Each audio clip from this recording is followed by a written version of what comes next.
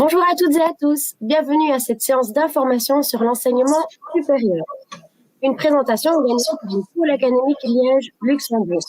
Je me présente, je m'appelle Catherine Sintori et je représente aujourd'hui les hautes écoles de ce pôle. On est là vraiment pour vous donner des clés, des informations pour vous aider à comprendre le fonctionnement des études supérieures et puis pour vous aider aussi dans votre orientation et dans ces différents choix qui s'offrent à vous. Bonjour à toutes, bonjour à tous. Moi, c'est Catherine Gilbert et je représente aujourd'hui l'université.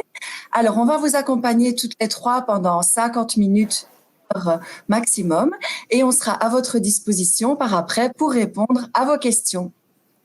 Bonjour à tous, moi c'est Cécilia Rigaud et je vous parlerai des écoles supérieures des arts, communément appelées les ESA. Et écoutez, je vous propose qu'on démarre directement la présentation en route vers les études supérieures. C'est parti!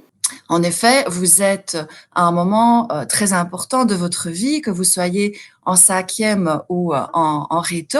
Et comme vous, Léo et Léa, deux personnes qui sont représentées ici à titre d'exemple, doivent effectuer ce choix d'études supérieures.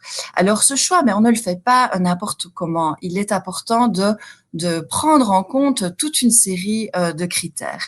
Alors ces critères je vais les énoncer dans un instant. Il est important vraiment de mener une réflexion avant tout personnelle, un travail d'introspection qui pourra évidemment être éclairé par vos proches, par vos parents, par vos amis, par vos professeurs, mais il sera nécessaire avant tout vraiment d'oser tendre un miroir devant vous.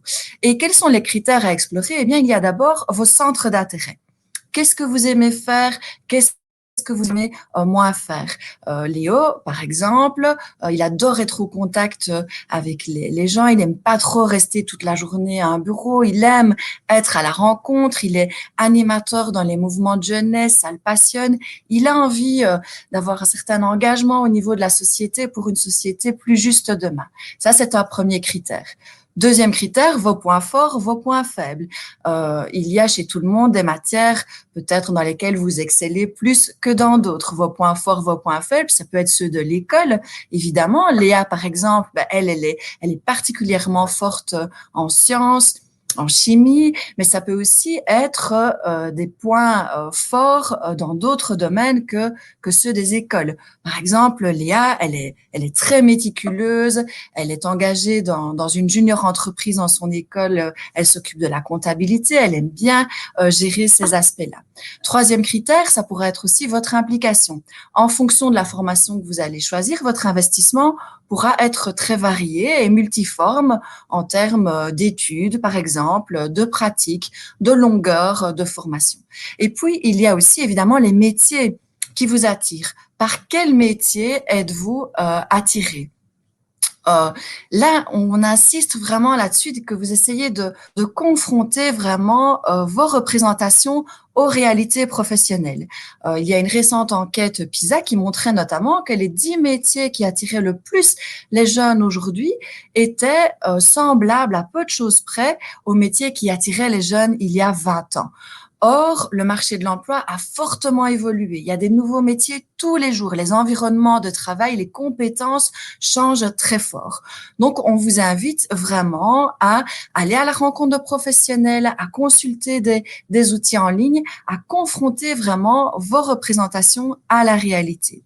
Et puis, il y a aussi évidemment les formations qui mènent à ces métiers. Parfois, vous n'aurez pas le choix. Si vous voulez devenir infirmier ou infirmière, vous devrez effectuer une formation en sciences infirmières. Et puis, à l'inverse, à d'autres moments, si vous voulez, par exemple, devenir conseiller en environnement, il y a toute une série de formations qui vous permettront d'exercer cette profession plus tard. Alors, consultez les programmes, regardez les options, regardez les matières, ce qui vous attire. Et puis, ajoutez à cela, évidemment, vos valeurs, ce qui compte le plus pour vous. La crise actuelle peut-être, essayez aussi de vous poser la question, tiens, finalement, est-ce que ça a un impact ou non sur la façon dont je vois mon avenir? Et puis finalement, c'est la combinaison de tous ces critères qui vous permettra, on l'espère, de faire vraiment le choix qui vous correspond, le choix donc qui vous permettra d'être épanoui.